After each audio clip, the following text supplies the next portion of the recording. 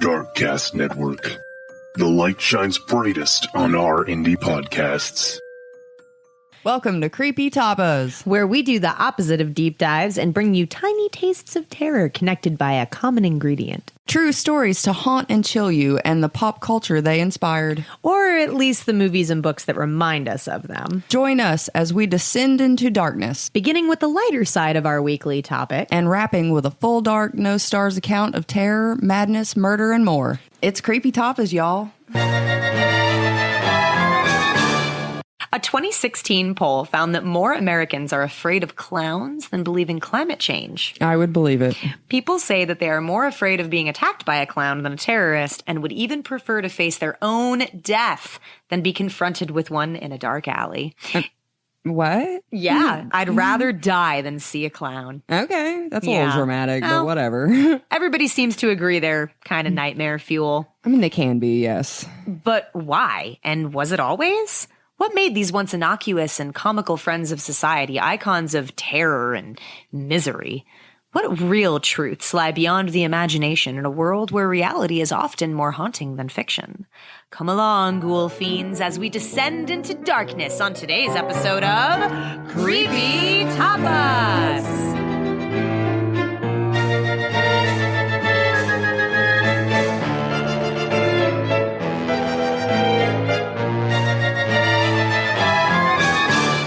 You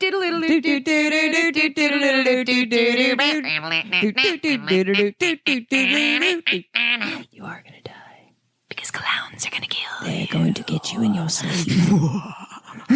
I'm just kidding. Hello, ghoul fiends. Welcome to our first post-Halloween episode. Womp womp. Are you having the post-Halloween morbs, pal? I mean, I normally do. I know I am. It sucks. I haven't taken down my decorations yet. I don't wanna. I had to throw my jack-o'-lanterns away because they got mushy. Oh, see, I didn't cut mine. They got mushy. I had bronchitis, so I did not. I was sick on Halloween, and I ran out of time, and there was no pumpkin carving for me. Well, you would have got. Sam would have got you. Sam would have got me, but I did make sure, even though we didn't get a single trick-or-treater at our house. You still had candy. You're damn straight, because I told TJ if a wandering spirit comes through. That's right. You are satiating them. That's right. You leave must. them some turnips. You must. But we did have our Halloween tree lit, and we had other things lit that were Halloweeny. So okay. we didn't, Okay, Halloweeny. Yeah, it was Halloweeny. Hey, do you know why witches can't have children? I do not. Because all of their lovers have Halloweenies. Shut up. So I was, however, greeted by a very special Halloween visitor on November 1st. You remember Saucy Mike, the giant spider living on Jordan's old porch? Well, Saucy Mike's cousin Spicy Michaela was visiting, and she set up her web next to the giant fake spider I'd put out on my porch. And it was terrifying, and it's worth noting because it was just terrifying. Damn it! Just made her a home in your fake so spider big. webs. I was like, this is a pretend. This is for fun. You took it too far. You did take it too far. How big was it? She went when she had her legs out. Holy shit! Was that a wolf spider? Terror spider. Just Saucy Michaela. Was it like the size of a mouse? Because that's how big wolf spiders are. Yeah, but it wasn't like, I can't explain it. She almost had like a stink bug looking exterior until she opened her legs up. What? Yeah, it was really weird. She was a hybrid stink bug spider. She was something that I didn't. Terror bug. Terror bug. Jordan has aptly classified all of these as terror bugs. Terror bug. I think it's correct. Yes. Bees and wasps fall under terror bug territory also. They do. They do. And praying mantises. Oh. What if you were a clown who had bug makeup? I wonder if that's a new like level a beekeeping of clown. Oh God. But instead he of just wears his beekeeper suit and clown makeup, and then he walks around with this cloud of bees around his head. Just constantly. That would be like a combination of so many nightmares. That'd be pretty rough. It would be rough. Yeah. It would be. That'd be terror really hard bug for you. clown. If you could see Jordan's face right now, you could see that the anxiety is actually washing over her. I know. Like I'm probably ghostly. Just thinking about it. Just considering it. It was her son's what? It was her son's birthday party earlier, and somebody had brought a wasp into the place on their shoe. There was something. a terror bug on somebody's shoe, all up in the damn skating rink. Oh man. I was like, I don't want to alarm you, but there was a wasp and it is dead now. So if you see it, it's dead because it's gone kind of on the floor, squashed. Yes. So we are here today to talk about another terrifying thing. Clowns. Clowns. Are you afraid of clowns? No, not really. You know, me neither. Me and Axel went to the circus not that long ago, but it's fine. It's fine. I mean, I don't know how I would feel about it if I confronted a random one in a dark alley. Like, that may be different. A feral clown. Yeah, just feral clowns lurking around. That would probably be scary. Listen, you get back under the big top. What the fuck do you think this is? Yeah, why are you loose? Like, we don't need free roaming clowns out here. Get back where you belong. But yeah, I mean, circuses are fine. I'm good with that. In the proper venue. Yeah. Right time and place. We're fine. Sure.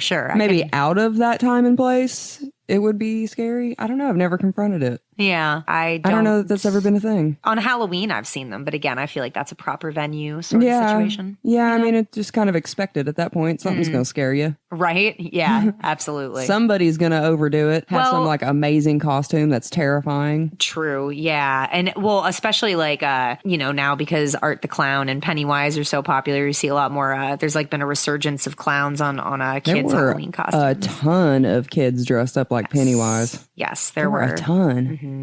It was pretty cool. Some of them were super cute. Some of them were super cute. Yeah, I like when the kids were dressed up like Chucky. That made me really happy. But yeah, we did see a lot of Pennywises, and there's an Art the Clown costume you could buy at Spirit Halloween. It was called like Super Creepy Clown Guy, and I was like, that is such a great description. Super creepy clown guy. Super creepy clown guy. You know, but it was just different enough to not be violating any copyrights, but it was definitely art. Well, Terrifier, Well, when they aren't being terrifying murderers, a clown is a performer who typically works in the circus, and they use physical humor and props to entertain the audience. I'm sure you've seen them before. They wear colorful clothing, outlandish makeup, big bright wigs, and huge exaggerated footwear. The word clown comes from the Icelandic word clowni, which means a clumsy person. Clowni. I just wanted to say it too. It's so much fun, isn't it? I like how you put it in quotation marks. Clowni. Yeah. Anyways. So, yeah, it's that whole schadenfreude thing. We love to laugh at jackassery and, people tripping over their own asses and all that good stuff, I don't know that I've ever physically seen anybody trip over their own ass.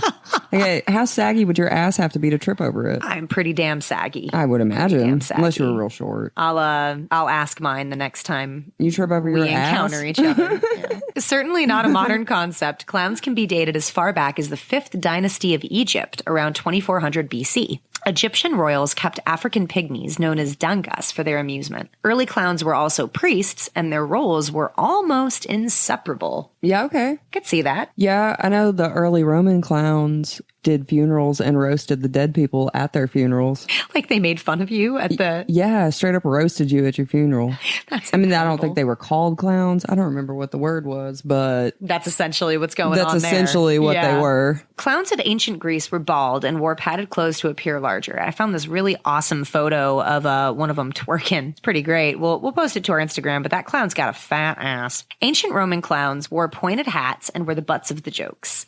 Italian commedia dell'arte of the 16th century introduced masked characters Harlequin and Pirouette. Variations of clowns can be found in many cultures, including a trickster in some Native American mythology and the Chinese court clown Yu Zi. Yu Zi was the only person who could get away with making fun of Emperor Qin Shi Huang's plan to paint the Great Wall of China. Can you imagine? That sounds like some Trump shit. We're going to paint the Great Wall. Paint it all, Just please. Just paint it. By the Elizabethan period, the fool or jester appeared, often in Shakespearean theater, delivering social and political commentary that often wasn't tolerated by other subjects and courtiers. So they were basically the OG stand-up comedians of the day. They just could get allowed. They could say things like, the king's farts smell like turnips. I'm sure that's what they would say. I mean, that would be my judgment. I'd be like, thine king's flatulence reeks of putrid turnip. I mean, I feel like they probably made fun of their policies more than they made fun of their farts. You would actually be surprised how much cock and fart humor and butt humor. I wouldn't be surprised. Oh my God. It's all over Shakespeare. Like, people think it's this highbrow shit. And it's just about poop. He makes so many dick and fart jokes. It's ridiculous. Archimenimus? Archimenimus. Something like that. Yeah, the Archimenius, or funny man of ancient Rome. And yeah, I guess people are starting to do it where they'll go and they'll mock you at your funeral and have a good time dressed up like a clown. That's amazing. I love that. I'm actually like really, really, really excited about knowing that now. The actual modern clown was a low-class buffoonish character developed as a foil to the Italian commedia dell'arte-inspired harlequinade, a British silent theatrical genre. By the early 20th century in the United States, the clown figure was transformed into a tramp or hobo, made famous by the emerging art of motion pictures and featuring the talents of Red Skelton, Charlie Chaplin, Emmett Kelly, and Buster Keaton. And I have no idea who Emmett Kelly is. I've never heard of him. Charlie Chaplin's the only one I've ever heard of. I don't know who any of them people are. Man, that's a shame. Those are like your original celebrities right there. Everybody, those are like household names. Well, I mean, in the early 20th century, I wasn't alive. I guess it goes to show you everybody dies and no one really matters at the end of the day. They won't remember your name. Yes, you'll just blow away. You'll be dust. You'll be dust. Just random songs. Dead dust. Dead dust. That's what that song's called. Defined by their makeup, the most recognizable clown type to most Americans is the red clown. This is like Bozo, Ronald McDonald. You know, they all have the red nose. Would you believe? I watched Bozo. That was a fun show. Yeah. Did you like Bozo? I did like Bozo when I was a kid. You are so basic. You're basic. You're basic. Your mom is basic. Shh, you hear that, Yvonne? Basic. I guess we're all basic. Whatever. Well, shit. I liked Bozo. No, I don't know. I just kind of thought they were lame. Okay. I don't know. Like, I guess I've always been too cool for clowns. Oh my God. Of course you are. I've just always been way too cool for them. I don't know. I liked the Bozo show. Well, I remember some clown that kind of looked like Bozo came to our school and we were in kindergarten and they made like this book about us that was like personalized to us. And then like he came and read like an example book and then like everybody ordered one. I probably still have it somewhere. My mom probably has this thing, but it was all about like me having an adventure with this fucking clown that I did not connect with. Okay. It's just you looking bored as shit in the book. Like nobody in the book, I look really engaged, but like in real life, I was like, "You're fucking lame." Like dumb. I'm not. This is dumb. We're too old for this. You're for babies. You're for babies. I'm like 5. You were still a baby. And Ronald McDonald never really did it for me. I don't know. Yeah, I mean, I have such an issue with McDonald's and their food and them destroying, I don't know, the world, health in general, that I just can't bring myself to like Ronald McDonald. Yeah, like they did those Halloween baskets and I didn't even. No, they were everywhere too. And I tried to ignore it as much as I could. McDonald's is not good for y'all. Stop eating it. Oh my God, stop. We will not sponsor you. McDonald's, don't you even reach out. Don't you think about it. Because we will not endorse you. We will not advertise. No. No, don't thank that. you. It's not good for you. Well, anyway, speaking of things that are targeted towards children, these types of clowns more recently have evolved their art into medical and humanitarian clowning, which I have a lot of respect for, actually. Ronald McDonald House does do a lot of good, so I'll give them that. I mean, and there's other organizations besides them that, you know, the Red Nose. I think when I was in England, you could buy like a red nose and people were wearing it for like children's cancer research. Oh yeah. They sold them at Walgreens too. I bought several of them. Yeah. And me and Axel wore a red nose around. So I think that clowning has its time and place. Yeah. You know? It does. Yeah. It does. And when it's helping people, it's all good. Absolutely. I'm all about some good humanitarian clowning. Yeah. Yeah. Hell yeah. Clown it the fuck up, y'all. That's my honking sound. You sound like a goose. It's a fucking goose loose in here, y'all. A goose loose about this hoose. Toward the later 20th century, the clown, for some people, transformed once again, becoming a malevolent figure. Into terror. Associated with horror along the order of Stephen King's It, and through popular culture by those who followed the career of serial killer John Wayne Gacy's Pogo the Clown. Pogo was, of course, a media sensation who traumatized a nation. P.S., that is the only mention of Gacy, besides his makeup, that we're going to make in this episode. Yeah, he's had enough exposure. He has. We're not covering his crimes. There's a lot of skilled podcasters out there that have covered the murders. We've said it before, but I just want to be clear about the kind of podcast this is in case maybe this is your first episode. Just a tiny taste. It's a tiny taste of terror, you know? There's too much with him. There's way too much. There's too many victims that we don't have time to respect the way that we need to talk about. You know, we'll put in our show notes a couple different podcasts that we recommend that you could listen to. Also, if you want to be proactive and you're in the area, the DNA-DOE-Project.org is a registered nonprofit devoted to using investigative genealogy to give the 5 victims that are still unidentified their names back, because they're still identifying them. Actually, just this last year, they identified 2. They're still working on that. So DNA-DOE-Project.org. Check it out. Again, we'll put a link in the show notes. We'll post them on our Instagram too. And that's it. This is moving forward a Gacy-free episode. No more Gacy. Do-do-do-do-do.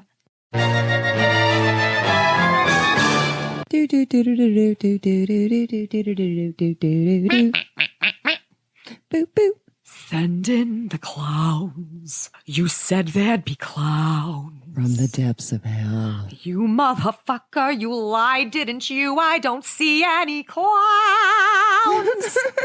Coulrophobia, the irrational fear of clowns. It causes panic and nausea. Oh, shit. And actually, it's a pretty rare problem. Lots of people actually think they have coulrophobia, and they don't. No, you're just a drama queen. So although the actual phobia is so rare clinically, many people do find clowns creepy, if not downright scary. Because they are. Well, yeah, they're creepy. A little. I think the answer lies partly in the prevalence of evil clowns in our pop culture. You know, we've got Pennywise. Now we have Art the Clown Terrifier. Yes. Oh my God, I'm loving it. But however, according to researchers, there's actual psychological reasons why we fear them. So to begin with, a clown's makeup can be super unsettling. It's hiding not only the person's identity, but also their feelings. As we've talked about in previous episodes, we really look to each other for physical cues as to how we should be receiving or interacting with information. So yeah, you can't see the feedback while you're interacting with the person. Then there's like the uncanny nature of the makeup itself. The oversized lips and eyebrows, they distort the facial features. So the brain is perceiving it as human, but something is slightly off. That oddness is heightened by a clown's bizarre costume. You know, you can't really see their figure, their form, because a lot of the times the clothes are really exaggerated and baggy. Look like they're wearing a big sack. Yeah, you know. Plus, they're highly unpredictable and mischievous. So that would put anybody on edge. Like, are they going to squirt water at you or give you a flower? Like, you have no idea what's going to... Or stab you. Or they could, yeah. You know, who knows? I mean, are they going to bite my face? Or ask for a donation? I don't... You never really know. How do you know? You never... I don't know. How are you supposed to know? You don't know. Nobody knows. It's a damn old mystery. It's a coin toss every single time. That's right. These psychological discomforts produce a fear that is then stoked by negative portrayals of clowns in pop culture. So, of course, we have serial killers. We have fictional clowns. We'll have, unfortunately, we would be remiss if we didn't mention the mountain of child sexual abuse cases that there are when you start looking at clowns associated with true crime. Yeah, it's fucked up. Yeah. So many. There's so many. Oh my gosh, it was insane. And yeah, not all clowns are pedophiles. It was kind of like probably like... I imagine most of them are pretty good people. They just want to make people happy. Yeah, they just want to make people smile. They're nice people. But unfortunately, you know, the ones that get the media attention are not the nice guys who are making people smile, right? So yeah, they're getting all this media attention, and it sort of solidified this idea, this evil clown exists. And this trope became common in horror movies and books, and you started seeing it all the time. What's your favorite one in fiction? Who's your favorite evil clown? Are you talking about books? I mean, whichever. Oh, okay. I like Pennywise. Yeah. I do. I watched it as a kid, and it scared the absolute fuck out of me. It's a good one. I mean, I prefer the older one, too. The newer one, it was fine, but the older one's so much better. Maybe because I was a kid, and it was just scary as fuck. But the clown was so less obviously sinister. Yeah. Yeah. And he had like rounded corners in his makeup. Yeah. And he looked happy and welcoming. Yes. Yeah, he was very deceptive. It was, He is still creeped out, huh? Yes, Yeah. still creeped out. That's effective right there. If we're talking about books, Stephen King's It is actually one of my favorite books of all time, like, period. Like, I love that book. It's a truly wonderful, chunky-ass read. I love big, fat-assed books. I ain't got time for all that shit. It's like 1,300 pages. It is tremendous. If you don't know about the story... That would take me like a year and a half to read. I'm serious. I would lose interest. Oh my gosh. Eyeballs would start hurting. Like, I can't read anymore. I can read for like 20 minutes and then I gotta stop. You know, Stephen King and Joe Hill are the only two authors where I can actually say, like, I had a physical inability to put a book down because I had to know. I have such terrible vision that it like causes me physical pain to read for far too long. One of the ways that Jordan and I differ is I'm a voracious reader, and Jordan and I'm borderline blind. Yeah, just borderline blind. It's fine. Yeah. If you don't know the story of It follows the misadventures of a group of friends, Stan, Mike, Bill, Eddie, Richie, Ben, and Beverly. They're pretty typical friends. They're all coming of age, hanging out, evading bullies, having complicated ass home lives, and, being terrorized by a shape-shifting demon clown who's trying to kill them all. Yeah, I mean, sounds pretty normal, like growing up. Small town stuff, Yeah, there's demon clowns around here too, I'm sure. Absolutely. Probably. The story is a beautiful tale of friendship, overcoming fear and an adversary, and how unconditional, self-sacrificial love really can save the world, or at least dairy, or at least you and your friends. Maybe not your typical description of it, but I pull a lot of fluffy love stuff out of my horror. That was super fluffy. I think it's a lovely story. It's kind of like The Body. Like, it's all about these like kids. I doubt most people got that out of the movie. Well, I did. Well, I'm the person. And I love that you did. I'm the person crying during an A24 movie because I just pulled this like really deep meaning out of it all. Allegory. Like, oh, that was beautiful. Like, I think you and James were like, we didn't like Nope, and I was like, I can't believe that you guys wouldn't like Nope. I didn't like it because I was like, you didn't see like the whole thing about man's dominion over nature, and I'm like having this whole experience talking to them, and they're both just looking at me like, it was dumb. No, I was bored. Yeah, I don't know. I'm Sometimes sorry. That's just what I do. I overthink. I don't need like deep emotional meanings in my movies. Like, well, for me, that's what Terrifier's for. Damien Leone is scratching that itch right now for me, big time. Nothing deep is happening.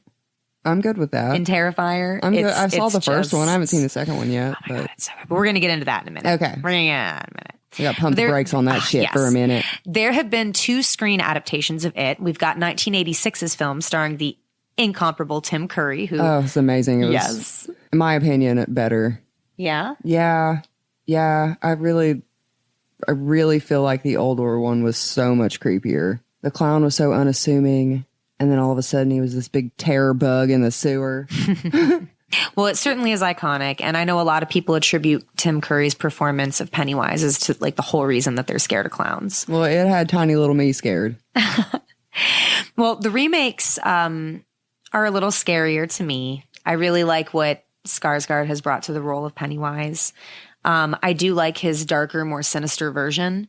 I feel like he's got, that look that tells you something else is hiding behind his eyes that really freaks me out. But I do see what you mean with, Tim Curry's representation being more welcoming to a child, which ultimately is Pennywise's goal is, he's got to get people to. I'm not saying that the new one isn't good. No, right. I mean, it was a good movie too. I think they're both amazing for different reasons. Yeah. Yeah. The clown was sinister. Like, you wouldn't have tricked a kid into going anywhere with you. You're fucking terrifying. Yeah. Oh, totally. You wouldn't have tricked me into shit. No, I would have been like, fuck off, creeper. This sumbitch is evil. I gotta go. Like the girl in part 2 who was like, I'm good. Thank you. No, thank you. He still got her.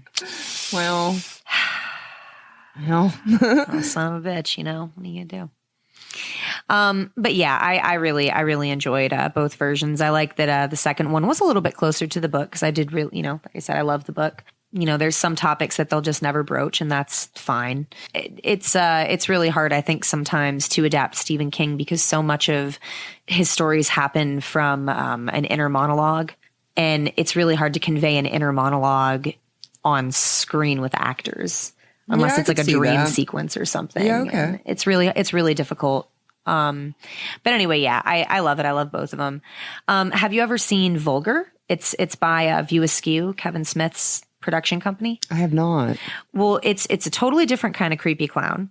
It's a black comedy crime thriller.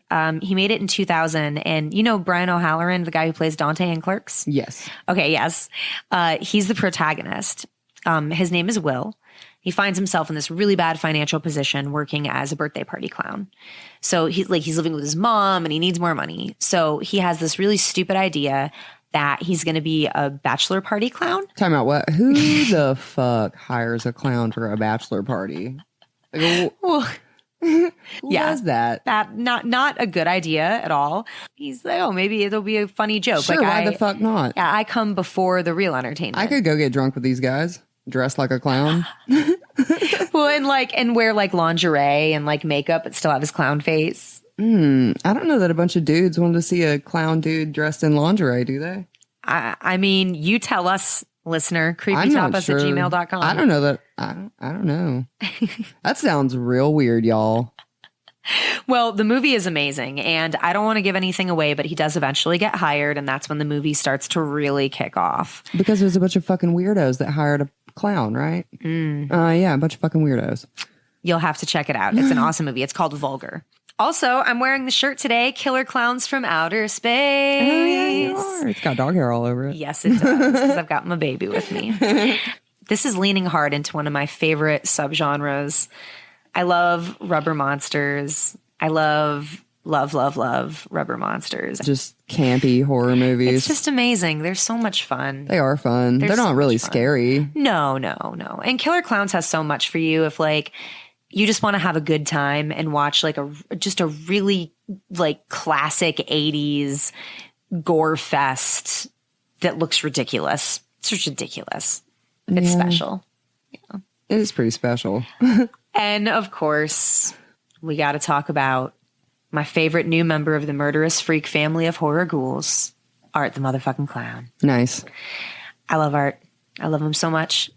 I went to go see Terrifier 2 at an AMC, and my local AMC, I moved recently to a city that has the recliners, the heat and all that. Oh my God, it's amazing. So I was would pass comfortable. the fuck out. Yes, you would. That is not the theater for movie narcolepsy. No, It's I would not good pass for the you. fuck out. Yeah, you'd be done.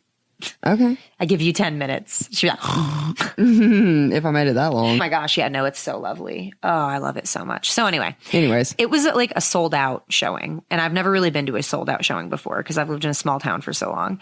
And it was a theater full of just incredibly responsive people. And every time, oh my God, something would happen, they would be like, oh, come on. Blah. So I felt like free to respond. Oh my gosh, it was awesome.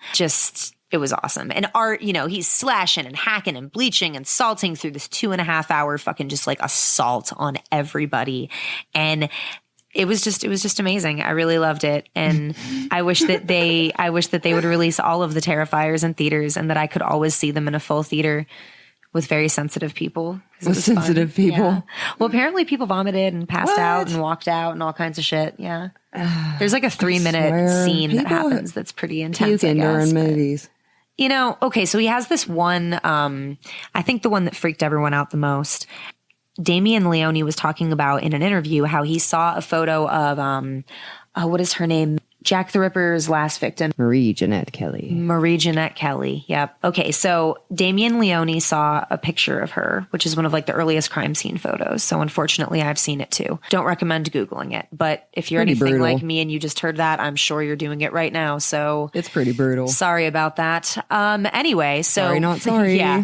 Damien Leone saw that photo and he sort of thought, how do you get there? So there's this whole scene that happens in Terrifier 2 that's like the deconstruction of that image. And it's pretty brutal. I mean, you can bet he's always trying to out edgelord himself, you know, and I love it. I absolutely love it. I'm not mad at it at all. If Damien Leone ever hears this podcast, dude, I'm fucking loving it. You're killing it. Thank you so much for giving me my brand new favorite slasher guy. Cause oh my God, I love super, super creepy clown, dude. Love it. Love it. Love it. I can't wait to smear shit and blood on a wall and write Art was here.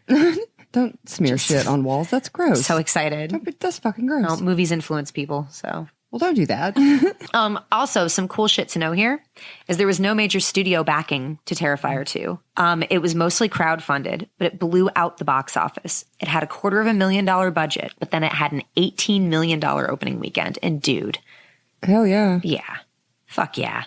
Again, that proves my point. Great horror doesn't rely on a budget. It's what you do with the story, the mood, the light, your camera, your actors. Like, make a movie. Like, sell your haunt. Make people scared. Like, you don't need a bunch of special effects to do that. And Art really leans into his comedic beats in part 2, and I fucking love that. If you thought that he was too much when he was hacksawing a lady in half from crotch to skull, you haven't seen shit. And there's already whispers of a part 3. So I'm pretty stoked about that. And I think it was nominated for an Oscar. What? Yeah, it was submitted. Nice. So, that means the Academy has to watch it. I hope they enjoy it. I hope they have barf buckets because there's no way those dramatic people would throw up. Oh my God, they're going to puke on everything. Oh, maybe they like it. Who knows? I don't know who them people are. This mystery board of people who judge everything. Get him, Damien. You get him. Well, we're going to take a quick break. And when we come back, we're going to talk about some real life clowns, both creepy and, well, just the regular kind, really. Okay. Yeah. A little bit of the regular ones. A little bit of regular shit. Yeah. We'll Why see not? in a sec. Hey there, it's Audrey, producer at Spike and Crown Studios. Now's your chance to support a 3D animated horror film and get some awesome rewards in return. Check out spikeandcrown.com and visit our Kickstarter to make a pledge. You'll get our cutest dog, Sancho, the heroic basset hound, in full plush form. He's super cuddly, has a magnet nose, and comes with a real pet collar. Best of all, you can get producer credit, limited edition trading pins, digital collectibles, and much, much more. Check us out at spikeandcrown.com. That's SPIKEANDCROWN. There's a link at the top so you can visit our Kickstarter page, watch the trailer, claim these amazing rewards, and become a horror film producer. Isn't that cool? Once again, it's spikeandcrown.com, and we're live on Kickstarter.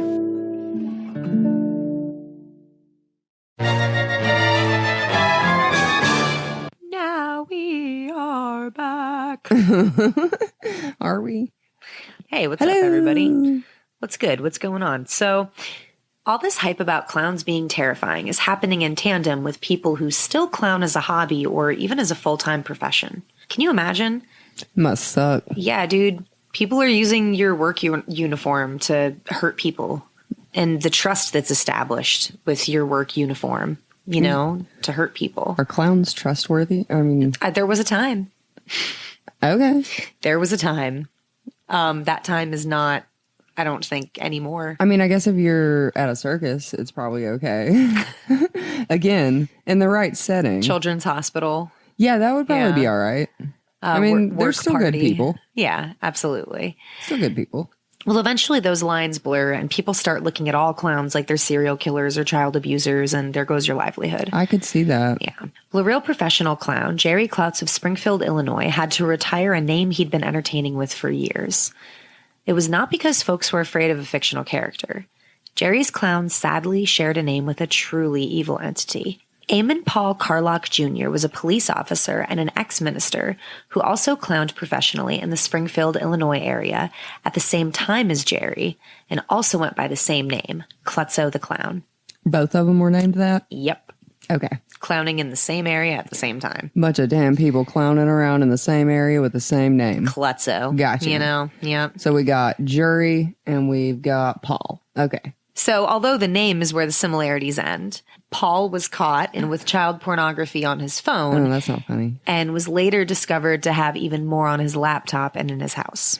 Ooh. He was charged with possession of child pornography, some of which he had actually produced himself, and there was evidence that he'd crossed state lines to molest the children. I'm talking about he was a cop and an ex-pastor? Yep. Is that right, minister? Yep. Oh my God. He died in suspicious circumstances while awaiting trial, and it's rumored that his death was a result of abuse from prison guards. I mean, maybe. Maybe. That seems real fucked up. When you hurt kids, man. I mean, I could understand that clowns maybe are not trustworthy or whatever because of terror clowns. But, like, you should be able to trust a police officer. Or, yeah. Or a minister. Mm-hmm. Yeah. And, all of those. It's pretty rough. It's pretty rough. But, when you prey on a vulnerable population, and it sucks for the guy who was sharing his name. Oh my God. Well, yeah. Well, as you can imagine, it was pretty big news in Springfield. So Jerry, since he shared a professional namesake with Klutzo the kitty porn monster, oh God, he began receiving hundreds of abusive emails and letters, some even threatening to kill him. Kotz told Crime and Investigation, "My heart sank and I thought, I'm just going to have to bury him. Klutzo is going to have to go." Forced to ditch a harmless and joyful alter ego he had known for most of his life, Kotz put Klutzo to bed. "I'm really sad about it. Klutzo has been a part of my life for 24 years. If Carlock had been charged with something like shoplifting, it would be different. But child pornography?" Yeah, I see what he means there. That's a tough one. I found this great interview on NPR with Alexi Horowitz-Ghazi and several performers all weighing in on the media impact and how they're clowning around these days. David Bartlett in Durham, North Carolina, performs as Mr. Rainbow. Mr. Rainbow is what's known as a red clown. He does a lot of philanthropy, performing at hospitals, office parties, and colleges. He's worked almost 3,000 parties through the years and is very experienced at dealing with people's choleraphobia. He says it's part of the job, and even in the more recent years of freaky clown hype, he isn't too worried about his job security. "It's not affecting my business model because I'm a hometown clown in an area where they've known me for many years. It doesn't matter what you do. It doesn't matter what you have in your hands. The art of the clown is to take whatever you do and make people laugh." Not all clowns have such an optimistic outlook. Mike Weasley, a.k.a. Mr. Funny Bunny, is a retired mailman and part-time clown in Central Ohio. He painted a more bleak image for NPR, saying, "I haven't done a show since this began. People started calling me up and saying they've had second thoughts. What else can I do?" In his over 3 decades of experience clowning around the Ohio area, Mike told NPR he can always tell when these lulls will come because they frequently correlate to new creepy clown media.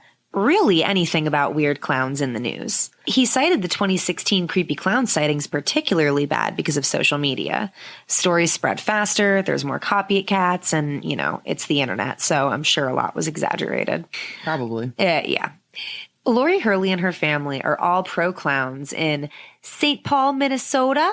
Okay, it's St. Paul, Minnesota. Okie dokie then.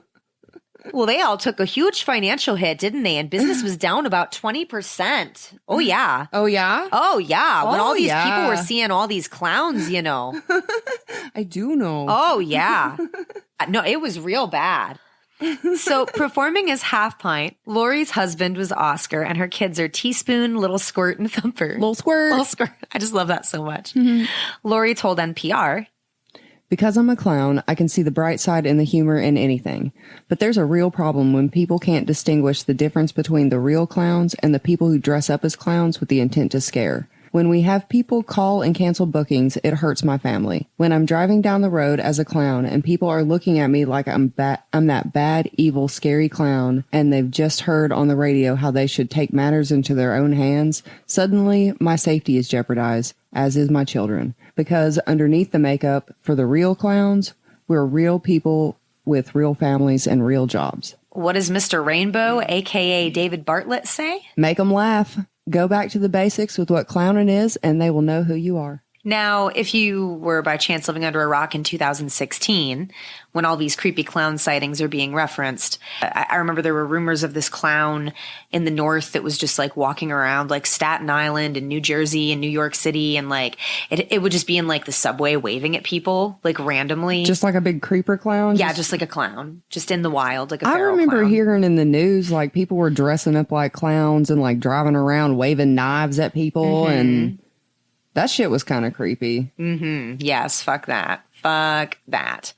I know there was some viral marketing for it that freaked me out, where these people had like tied red balloons to rain gutters. Okay. And that was cool and creepy. I remember like explaining to this really old lady, like, she's like, "Why are you taking a picture of that?" And I go, "Oh, yeah, it's this horror movie about this clown, and like he hunts down kids and he kills them." And sounds super appealing to an old lady. And she's just looking at me like horrified, like trying to find a way out. Oh my God, why like, would you Jesus. watch that? She actually said, "Well, that sounds terrible." And she just, walked away. But the second time, I was actually in the middle of rereading the book. I wanted to refresh, my memory of it before seeing the latest part 2. In the town I lived in at the time, there's these sidewalks that run like bridges above the street. And I'm sitting at this red light, and this red balloon comes falling out of nowhere from the sky, and it's like coming right towards me. And I'm not driving a convertible or anything, and like it has no way that it's going to touch me. But I just felt like if this balloon touched my windshield, like something awful was going to happen. Like I don't know, it was going to. Some random person dropped a balloon off the skywalk, and it landed on your car. I guess, yeah. But it happened to be a red balloon. Yeah, I think it was just a coincidence, and you freaked yourself out because you had been reading it. Yep, I was in the middle of reading the book. Funny. And it did touch my windshield, and spoiler alert, nothing out. happened. I was like, like, yeah. Oh my God, it got me. I was like, oh my goodness, but nothing happened. But anyway, it was creepy though. So, the creeps were real. The creeps are real. The creeps were real. The earliest neighborhood clown terrorism seems to have started back in 2014. There's this production company called Fuzz on the Lens who actually are the ones who produced Terrifier 2, and they were responsible for the viral sensation, the Staten Island Clown. Jordan is going to do an entire post on this guy because he is the star of so many dank memes, as my baby brother would say. According to Fuzz on the Lens's website, the Staten Island Clown started as a local social media sensation and exploded into a worldwide phenomenon in less than 3 days. It is just another example of us doing what we do best, entertaining. A simple clown costume was turned into a memorable character at the center of a production that millions were part of. For weeks, everybody had something to talk about that wasn't the same old depressing news. It was mysterious, intriguing, and I think it was pretty funny. So here's a weird one for you. In a November 2015 interview with the Washington Post, Wrinkles claims to be a 65-year-old retired and divorced veteran who moved to Naples, Florida. Not happy with the life of a boring retiree, Wrinkles bought his distinctive clown mask online and started to make stickers and business cards with his phone number. You just put them all over the place. Over the next few years, Wrinkles grew in popularity. Florida teenagers posted photos taken of Wrinkles on social media, and Wrinkles himself said that he now receives hundreds of phone calls a day from parents who want to punish their children with his terrifying presence. Sounds like a pretty good deal, huh? You can hire him to scare your kids? To scare your kid. Okay. Yes. Just call him up and he comes and scares your kid? That's it. And he's a 65-year-old man? Yeah, he'll go into their bedroom and hide under their beds. That is fucking hilarious. Right? So if your kid's being a little demon, you can mortally scare terrify the them. Absolute shit out of them. And maybe they won't be an asshole anymore. Maybe not.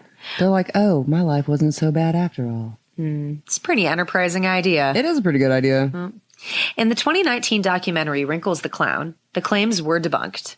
Oh, it wasn't a real thing? It was discovered that the viral interview Wrinkles had given the Washington Post was given in character, as Wrinkles is part of an art project. The 65-year-old bored retiree is actually an actor hired by the real, much younger Wrinkles. So is this young guy? Well, yeah. Pretending to be an old man, pretending to be a clown. It was a young guy who hired an old man to play an old man pretending to be a clown. Okay. Yeah. To scare your kids. To scare your kids. That's fucking awesome. I mean, I don't get it, but that's fucking awesome. Wrinkles admitted that the character of the 65-year-old retiree is a fictional alter ego he created to explain who he was under the mask. The real Wrinkles indicates that he is a performance artist, and the Wrinkles videos and viral campaign were part of a long-running and complex art project. Yeah. That's really cool. I wish there was neat, a clown that you could just hire to come scare your kid, though. I mean, I think that was a really interesting point that he brought to the table, is how many people would actually hire. I know, right? This guy, Plenty. Mm-hmm. Come scare my kid. All right, so, ladies and gentlemen, we're gonna dim the lights down low. It's gonna get dark in here. True crime. So this is scary stuff. If you have kids, put them away. Just shut them in a closet. Also, trigger warning for a little bit of scary stuff and some violence. That's about as dark as we're going to get today. Okay. An East Orange County man and his brother spent their Halloween evening recovering from a violent mob attack that left them both requiring multiple stitches on their heads. Jeff Brown said he and his brother, Tommy, were driving a pickup truck down Harrell Road on 9 p.m. Halloween evening. Their 5 children, ages 2 to 9, and 3 adult women were riding in the bed of the pickup truck. As Jeff approached a crosswalk, he noticed a group of about 20 people wearing Halloween masks waiting to cross. As he drove past the masked group, one of them threw something at his truck and hit it. Jeff stopped, and he and his brother got out to make sure the women and children in the back of the truck were not harmed. And that's when the shit really kicked off. The large masked group began to advance toward the truck. Armed with knives, bats, and hockey sticks, they set their sights on Jeff's family and began to attack. They're lucky my wife told me to leave my gun at home, Jeff told WESH. because if I would have brought my guns, I would have shot every one of them, as many of them as I could, because they rushed me with weapons and I was in fear of my life. Jeff's wife jumped in the driver's seat of the truck and took off to get the children to safety and to call the police. He and his brother remained at the scene, fighting off the masked assholes. My brother got beat down by one of the clowns with a hockey stick, and then when he was down, he got bum rushed with like 6 to 8 of them. Jeff said he eventually managed to escape the struggle and ran to get help for his brother. By the time he returned to the scene, the attackers had all scattered. As for the motive behind the ambush, Brown believes the mob was looking for random persons they could harm. He claimed he recognized 1 or 2 of them and believes they're mostly teenagers who live in the area of a nearby trailer park. Brown said that almost all of the attackers were wearing either scary clown or purge masks. That's fucked up. They were just attacking random people Yeah. with their kids? Yeah. Oh my God. Little kids, too. Little kids. 2 to 9? Yeah. Them kids were tiny. You know, traumatize those poor little things. Ruining Halloween. No shit. People want to blame that dude who poisoned his own son, but I think it's shit like that really... Yeah, don't be a dick. Yeah. Don't be a dick. It's such an asshole thing to do. This next clown story is a very odd one in that it's still going on. What? So it's 32 years old and it's still happening. Okay. What's still happening? Solving the murder of Marlene Warren. Oh. Wellington, Florida is known for its many luxe attributes: equestrian athletics, palm tree-lined streets.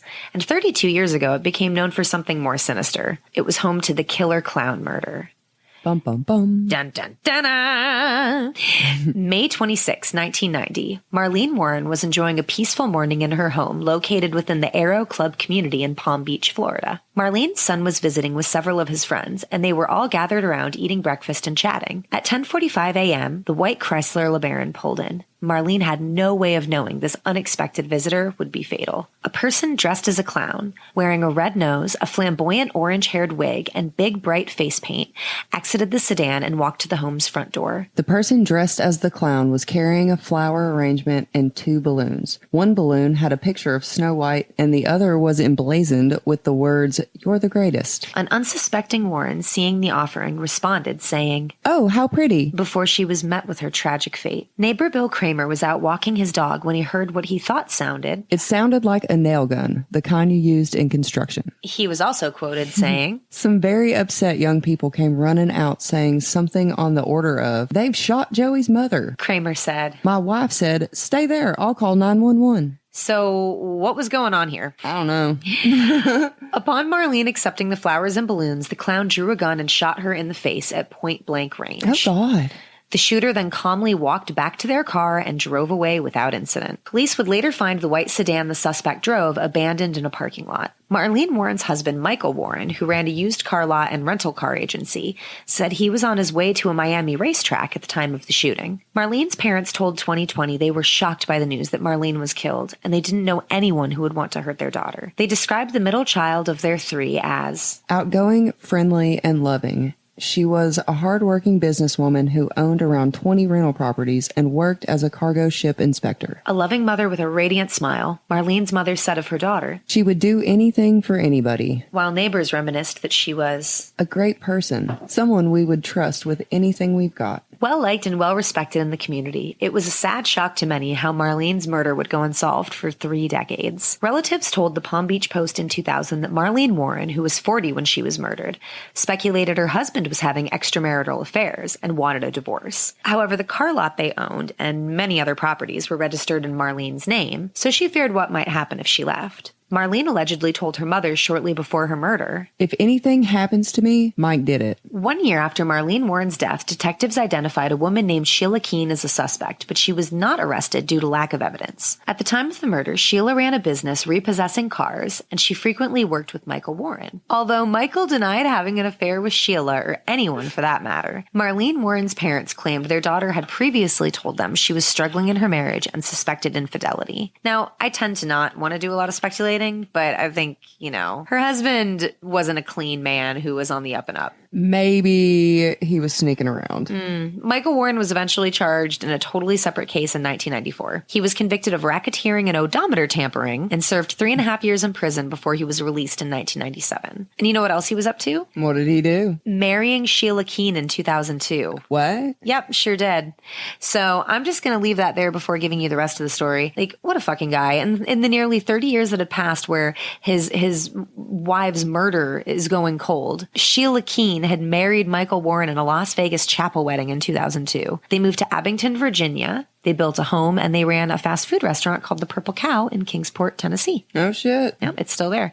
They've sold it, but it's still there. It was like his wife was murdered at point blank range for seemingly no reason, and he just moves on with the woman he was accused of fucking all those years ago. By some random fucking clown that just shows up with balloons and then shoots her in the face. Yeah. Sounds like he was hired to do that. As the 27th anniversary of Marlene Warren's death approached, Palm Beach Post reporter Barbara Marshall was working on a feature about the case, and she said that her researcher discovered Michael Warren and Sheila Keene had gotten married. It was like an urban legend. The fact that it was never solved, it just went on and on and on. Marshall said. In May, which was the 27th anniversary of the killing, my editor said, well, let's relook at this. Thankfully, the police did a great job processing the scene and collecting evidence at the time of the murder. Because of this, there was enough information to reopen the case in 2014 and try to find out who killed Marlene. Witnesses were recontacted and interviewed, and more DNA analysis was conducted on evidence collected at the time, including one very damning group of bright orange fibers, possibly from a clown wig. A grand jury voted on August 31st, 2017, to charge who the evidence was pointing to. Police then tracked the suspect to Washington County, Virginia, where they were arrested without incident. The suspect was 54 at the time. On September 27th, 27 years later, Sheila Keene Warren was arrested in Abington, Virginia, and charged with the first-degree murder for the death of Marlene Warren. Uh-oh. It was the mistress, or was it? I don't know. We don't know. She's on trial. Oh.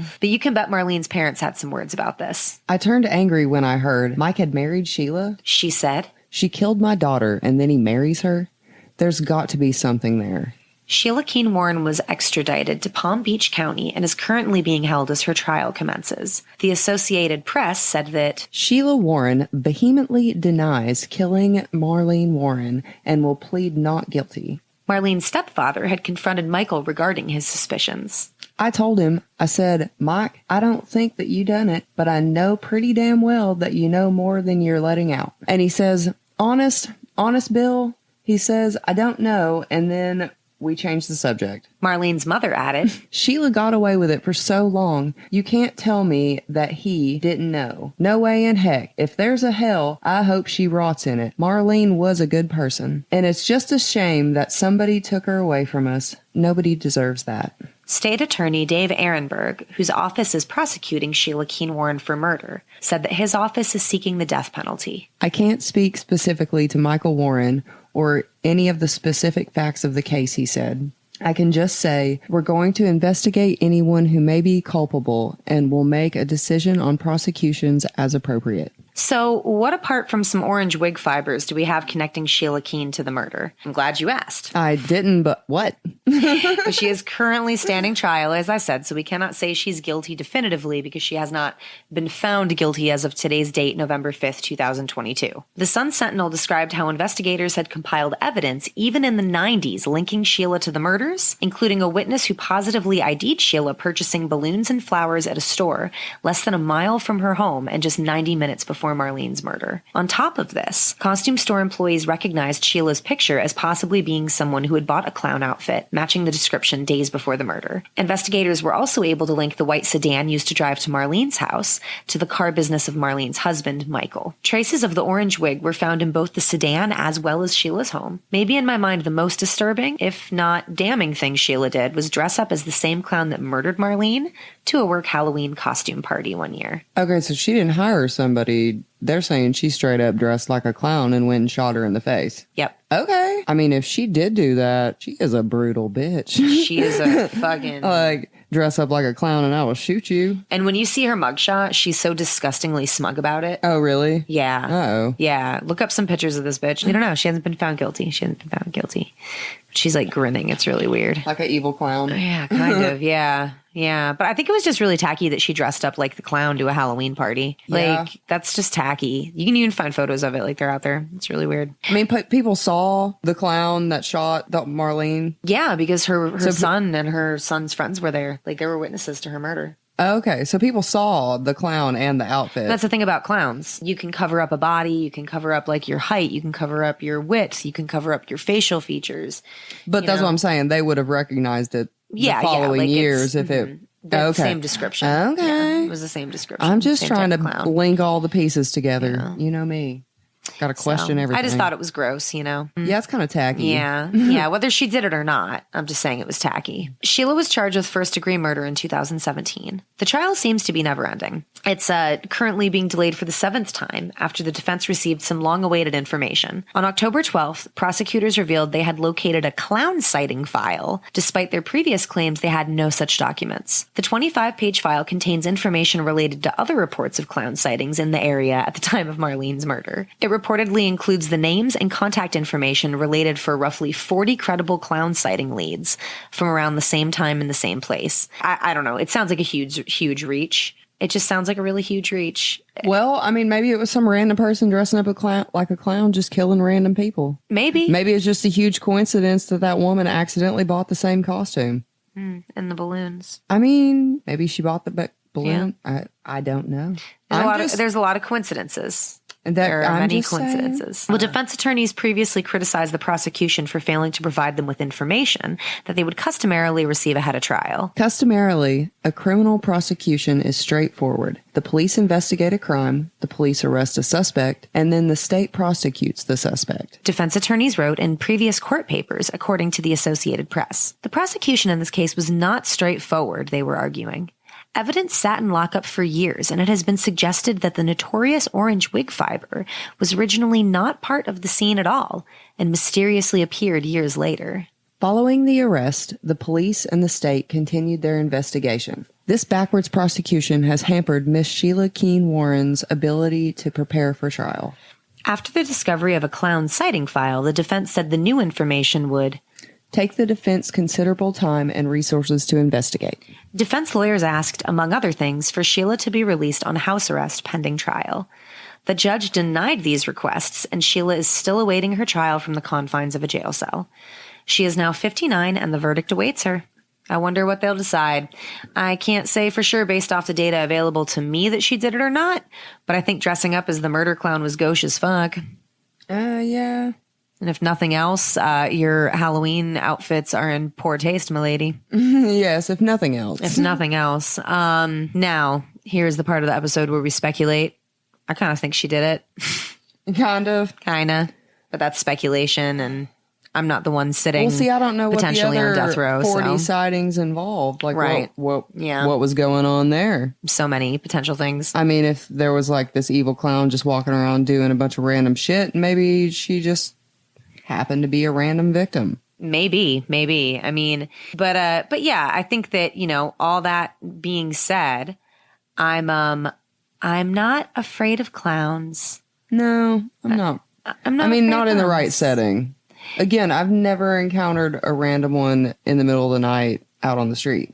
That might be terrifying. That might be terrifying. I don't know. I've never been in that situation. Yeah. I think I would definitely feel but like at threatened. The circus, I'm good. I'm not. We're good. We can be friends. I think that if I ever saw like an actual clown just walking the street and I was alone, I would question whether or not I was actually seeing that. Like, I think there would be a small part of myself. I'm just crazy. Don't mind that. I just wouldn't. I don't think I would process it. I think I would just be like, yeah, that's not real. That's not real. But it is real. And it may get you. Da, da, da. So that's our episode, guys. Thanks for listening. Appreciate y'all. We hope you loved it. Don't forget to like, rate, and review us. Please and thank you. Tell a friend that we made you laugh, guys, because we love making people laugh. Yeah, we do. Next week, we are going to cover, I think it's Cocaine Bear. Oh, drug-induced psychosis. Drug-induced psychosis, baby. Time to jump down the rabbit hole with you. On some acid. That's going to be fun. Well, all right, y'all. Have a great week. Keep it spooky. Bye. Bye. If you want to keep up on things, you can hit us up on all social media. All of them. At Creepy Tapas. That's right. We're just Creepy Tapas. All over the damn place. Creepy Tapas is a free podcast, and we intend to keep it that way. But if you like what you hear and want to support us, please like, rate, and review. It helps us grow so we can keep serving our tiny tastes of terror to amazing listeners like you. We would love to hear from you, so send us your personal stories to creepytapas@gmail.com. We are self-written and recorded with production by Freddy Cat Productions, music by Kevin MacLeod, and graphics by Panther Creek Graphics. Darkcast Network. The light shines brightest on our indie podcasts.